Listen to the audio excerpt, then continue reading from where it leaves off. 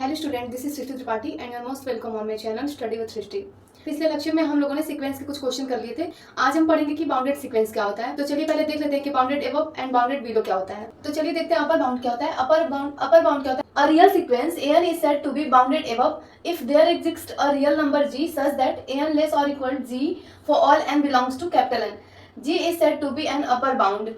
मतलब कि एक ऐसा नंबर एग्जिस्ट कर जाए इस सीक्वेंस में जिससे सीक्वेंस के सारे एलिमेंट छोटे हो, तो उसे हम क्या बोलेंगे कि वो अपर बाउंड सीक्वेंस है। और इस टर्म को जिससे सीक्वेंस के सारे एलिमेंट छोटे हो रहे हैं उसे हम क्या बोलेंगे, अपर बाउंड। अब देखिए लोअर बाउंड क्या होता है कि a real sequence an is said to be bounded below if there exist a real number g such that n greater और equal to g for all n belongs to capital N, then g is called lower bound of the sequence.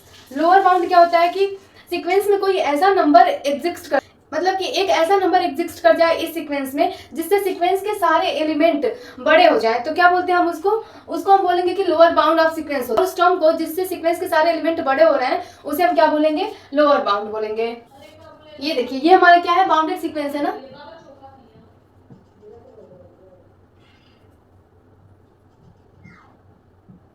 अब ये देखिए an equal to मान लीजिए 1 2 3 4 5 6, ठीक है। ये भी हमारा क्या है, बाउंडेड सीक्वेंस है। देख अब देखिए ये हमारा क्या है, ये हमारा अपर बाउंड है। ये हमारा अपर बाउंड है क्योंकि इससे बड़ा कोई भी एलिमेंट इसमें नहीं है, ठीक है। मतलब ये सारे के सारे एलिमेंट इससे छोटे हैं। और ये हमारा क्या है, लोअर बाउंड है।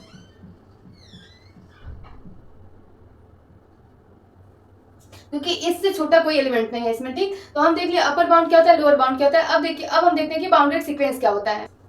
अब देखेंगे बाउंडेड सीक्वेंस क्या होता है कि a real sequence an is said to be bounded sequence if there exists a real number g and small g such that g less or equal to an less or equal to g for all n belongs to natural number.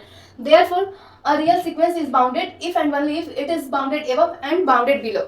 तो bounded sequence क्या होता है, जब उसके element कुछ ऐसे हो कि उसके आगे कोई भी एलिमेंट उस सीक्वेंस में ना आए, तो उसे हम क्या बोलते हैं कि बाउंडेड सीक्वेंस कहते हैं। जैसे कि मान लीजिए ये बोर्ड है, ठीक है। तो ये बोर्ड है तो ये इसकी बाउंड्री है, तो मतलब ये बोर्ड इसके ऊपर बोर्ड नहीं है, ठीक है। मतलब ये यहीं पर खत्म हो रहा है, तो ये हमारा बोर्ड क्या है, बाउंडेड बोर्ड होगा, ठीक है।